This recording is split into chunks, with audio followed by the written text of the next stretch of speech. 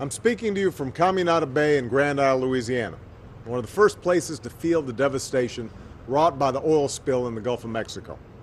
While I was here at Camerdale's Live Bait Shop, I met with a group of local residents and small business owners. Folks like Floyd Lassane, a fourth-generation oyster fisherman. This is the time of year when he ordinarily earns a lot of his income. But his oyster bed along the north side of Grand Isle has likely been destroyed by the spill. Terry Vegas has a similar story. He quit the 8th grade to become a shrimper with his grandfather. Ever since, he's earned his living during shrimping season, working long, grueling days so that he could earn enough money to support himself year-round.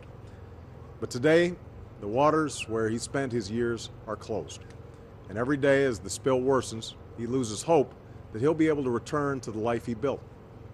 You can put a price on a lost season, he said, but not a lost heritage.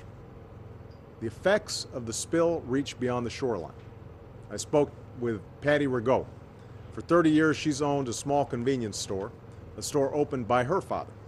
She depends on the sales generated by tourism each summer, but this year, most of the boats that would line these docks are nowhere to be seen.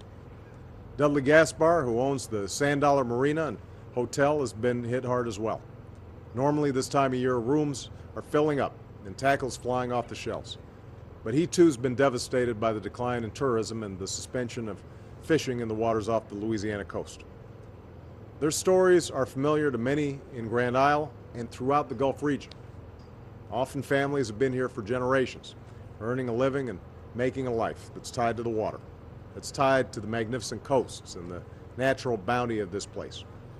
Here, this spill has not just damaged livelihoods, it's upended whole communities. And the fury people feel is not just about the money they've lost. They've been through tough times before. It's about the wrenching recognition that this time their lives may never be the same. These folks work hard. They meet their responsibilities. But now, because of a man-made catastrophe, one that's not their fault and beyond their control, their lives have been thrown into turmoil. It's brutally unfair. It's wrong. And what I told these men and women, and what I've said since the beginning of this disaster, is that I'm going to stand with the people of the Gulf Coast until they are made whole.